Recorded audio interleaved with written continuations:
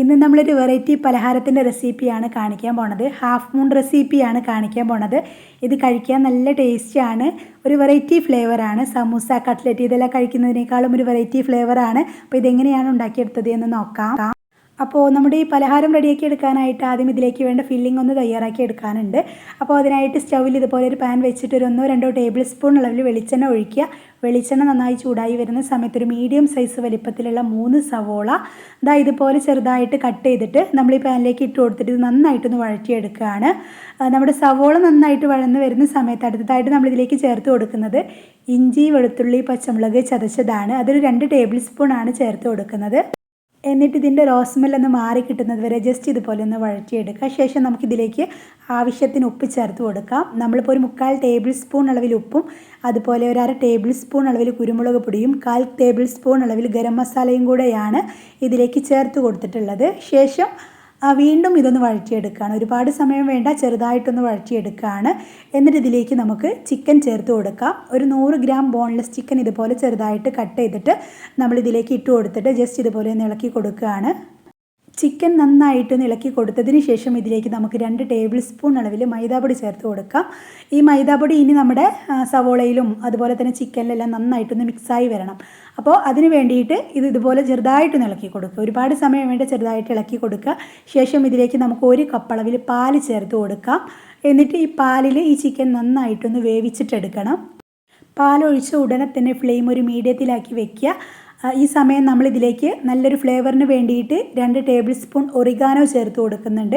ഇത് ചേർത്ത് കൊടുത്താൽ ഒരു പ്രത്യേക ഫ്ലേവറായിരിക്കും നമ്മുടെ ഈ ഹാഫ് മൂണിന്. ഇതില്ല എങ്കിൽ ഗരം മസാല മാത്രം ചേർത്ത് കൊടുത്താലും മതി, കുഴപ്പമൊന്നുമില്ല. പാലിതുപോലെ നന്നായിട്ട് വറ്റി ചിക്കനെല്ലാം വെന്ത് ഇതുപോലെ ഒന്ന് ഡ്രൈ ആയി വരുന്ന സമയത്ത് നമുക്ക് ഫ്ലെയിം ഓഫ് ചെയ്യാം. ഇനി ഇതിലേക്ക് വേണ്ട ഡോ തയ്യാറാക്കിയിട്ട് എടുക്കാനുണ്ട്. അപ്പോൾ അതിനായിട്ട് സ്റ്റൗവിലൊരു പാൻ വെച്ചിട്ട് 2 കപ്പ് അളവിൽ വെള്ളം ഒഴിക്കുക. കൂടെ തന്നെ 3/4 ടീസ്പൂൺ അളവിൽ ഉപ്പും 2 ടീസ്പൂൺ അളവിൽ നെയ്യും കൂടെ ചേർത്ത് കൊടുക്കുകയാണ്.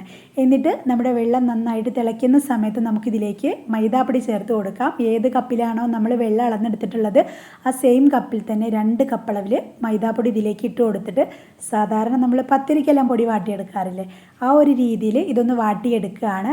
എന്നിട്ട് നന്നായിട്ട് വാട്ടിയെടുത്തതിന് ശേഷം ഉടനെ തന്നെ ഫ്ലെയിം ഓഫ് ചെയ്യാം. എന്നിട്ട് നമ്മളിത് കുഴയ്ക്കുന്ന ഒരു ബൗളിലേക്ക് ഇട്ട് കൊടുക്കുകയാണ്. ഈ മൈദാപ്പൊടി നമ്മൾ വാട്ടിയെടുത്തത് കൊണ്ട് തന്നെ പെട്ടെന്ന് കുഴച്ചെടുക്കാൻ പറ്റും. ഒരുപാട് സമയം വേണ്ട, ചെറുതായിട്ടൊന്ന് കുഴച്ചെടുത്താൽ തന്നെ നന്നായിട്ട് സോഫ്റ്റ് ആയിട്ട് വരും. നമ്മളിപ്പോൾ ഒരു 2 മിനിറ്റ് മാത്രമേ കുഴച്ചെടുത്തിട്ടുള്ളത്. അപ്പോഴേക്കും നമ്മുടെ മൈദയുടെ ഡോ നന്നായിട്ട് സോഫ്റ്റായി റെഡിയായി വന്നിട്ടുണ്ട്. ഇതാ കണ്ടില്ലേ, നല്ല സോഫ്റ്റായി കിട്ടിയിട്ടുണ്ട്. ഇനി ഈ ഡോ നമ്മൾ ഈക്വൽ വലിപ്പത്തിലുള്ള 2 പീസായിട്ടൊന്ന് ഡിവൈഡ് ചെയ്തെടുക്കുകയാണ്. എന്നിട്ട് അതിൽ നിന്ന് ഒരെണ്ണം എടുത്തിട്ട് കയ്യിൽ വെച്ചിട്ട് ഇതുപോലെ നന്നായിട്ട് ഉരുട്ടിയിട്ട് എടുക്കുക. ശേഷം നമ്മളിത് കൗണ്ടർ ടോപ്പിലിട്ടിട്ടാണ് പരത്തിയെടുക്കുന്നത്. അപ്പോൾ അതിനായിട്ട് ആദ്യം കുറച്ച് മൈദാപ്പൊടി ഇട്ട് കൊടുക്കുക. ശേഷം നമ്മളിത് അത്യാവശ്യം വലിപ്പത്തിൽ ഇതൊന്ന് പരത്തിയെടുക്കുകയാണ്. കുറച്ച് തിന്നായിട്ട് തന്നെ അത്യാവശ്യം വലിപ്പത്തിൽ, എത്ര വലിപ്പത്തിലാണോ നമുക്കിത് പരത്തിയെടുക്കാൻ പറ്റുക അത്രയ്ക്കും വലിപ്പത്തിൽ നല്ല തിന്നായിട്ട് തന്നെ പരത്തിയെടുക്കുക. ഇതുപോലെ നല്ല വലിപ്പത്തിൽ പരത്തിയെടുത്തതിന് ശേഷം ഇതുപോലെ ഒരു കുപ്പിയുടെ അടപ്പാണ് നമ്മൾ എടുത്തിട്ടുള്ളത്. ഇതൊന്ന് കട്ട് ചെയ്തെടുക്കാൻ വേണ്ടിയിട്ട് അത് വെച്ചിട്ട് ഇതുപോലെ നന്നായിട്ട് പ്രസ് ചെയ്തിട്ട് നല്ല റൗണ്ട് ഷേപ്പിൽ നമ്മളൊന്ന് കട്ട് ചെയ്തെടുക്കുകയാണ്. ഈ ഒരു രീതിയിൽ എല്ലാം തന്നെ ആദ്യം കട്ട് ചെയ്ത് റെഡിയാക്കി വെക്കുക. കണ്ടില്ലേ, നന്നായിട്ട് കട്ട് ചെയ്ത് റെഡിയാക്കി വെച്ചിട്ടുണ്ട്. ഇനി ഇതിൽ നിന്ന് ഒരെണ്ണം എടുത്തിട്ട് അതിൻ്റെ സെൻറ്ററിലായിട്ട് നമ്മൾ ഇതുപോലെ ഫില്ലിങ് വെച്ച് കൊടുക്കുകയാണ്. 1 ടീസ്പൂൺ ഫില്ലിംഗ് ആണ് നമ്മൾ വെച്ച് കൊടുക്കുന്നത്. ശേഷം പതിയെ ഇതുപോലെ മടക്കി കൊടുത്തിട്ട് സൈഡിലൂടെ നമ്മുടെ വിരൽ വെച്ചിട്ട് നന്നായിട്ട് പ്രസ് ചെയ്ത് ഒട്ടിച്ചു കൊടുക്കുക. ഈ രീതിയിൽ എല്ലാം തന്നെ ഫില്ലിങ് ആദ്യം നിറച്ച് റെഡിയാക്കി വെക്കുക. ഇതുപോലെ ഫുള്ളായിട്ട് നമ്മളിപ്പോൾ റെഡിയാക്കി വെച്ചിട്ടുണ്ട്. ഇനി മറ്റൊരു ബൗളിൽ ഒരു മുട്ട പൊട്ടിച്ചിട്ട് ഇതുപോലെ സ്പൂൺ വെച്ചിട്ട് നന്നായിട്ടൊന്ന് ബീറ്റ് ചെയ്ത് റെഡിയാക്കി വെക്കുക. മറ്റൊരു ബൗളിൽ നമ്മൾ കുറച്ച് ബ്രെഡ് ക്രംസും എടുത്തിട്ടുണ്ട്. അപ്പോൾ ആദ്യം ബീറ്റ് ചെയ്ത് വെച്ചിട്ടുള്ള മുട്ടയിൽ ഇത് നന്നായിട്ടൊന്ന് മുക്കിയെടുക്കുക. ശേഷം നമ്മുടെ ബ്രെഡ് ക്രംസിൽ ഇത് നന്നായിട്ടൊന്ന് കോട്ട് ചെയ്തെടുക്കുകയാണ്. കണ്ടില്ലേ, ഈ ഒരു രീതിയിലെല്ലാം തന്നെ ആദ്യം മുട്ടയിൽ മുക്കിയെടുക്കുക. ശേഷം ബ്രെഡ് ക്രംസിൽ നന്നായിട്ട് കോട്ട് ചെയ്തെടുക്കുക. ഇതുപോലെ എല്ലാം തന്നെ ആദ്യം റെഡിയാക്കി വെക്കുക. ശേഷം നമുക്കിത് ഫ്രൈ ചെയ്തെടുക്കാം. അപ്പോൾ ഇത് ഫ്രൈ ചെയ്തെടുക്കാനായിട്ട് നേരത്തെ തന്നെ സ്റ്റൗവിലൊരു പാൻ വെച്ച് ഇത് ഫ്രൈ ആക്കി എടുക്കാൻ ആവശ്യമായിട്ടുള്ള സൺഫ്ലവർ ഓയിൽ ഒഴിച്ചു കൊടുത്തിട്ടുണ്ടായിരുന്നു. അപ്പോൾ നമ്മുടെ സൺഫ്ലവർ ഓയിൽ നന്നായി ചൂടായി വരുന്ന സമയത്ത് നമ്മുടെ ഹാഫ് മൂൺ ഇതിലേക്ക് ഇട്ട് കൊടുക്കാം. ഇട്ട് കൊടുത്ത ഉടനെ തന്നെ ഫ്ലെയിം നന്നായിട്ട് കുറച്ച് വെക്കുക. പിന്നെ ഒരു മീഡിയത്തിൽ വെച്ചിട്ടാണ് നമ്മളിത് ഫ്രൈ ആക്കി എടുക്കുന്നത്. അങ്ങനെ ഒരു ഭാഗം മൊരിഞ്ഞ് വരുന്ന സമയത്ത് നമുക്കിതൊന്ന് തിരിച്ചിട്ട് കൊടുക്കാം.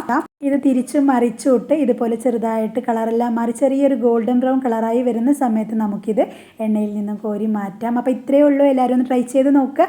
വീഡിയോ കണ്ട് ഇഷ്ടമായെന്ന് ലൈക്ക് ചെയ്യുക. ഇതുപോലെയുള്ള ന്യൂ റെസിപ്പീസിനായിട്ട് നമ്മുടെ ചാനൽ ഒന്ന് സബ്സ്ക്രൈബ് ചെയ്യുക. Thanks for watching.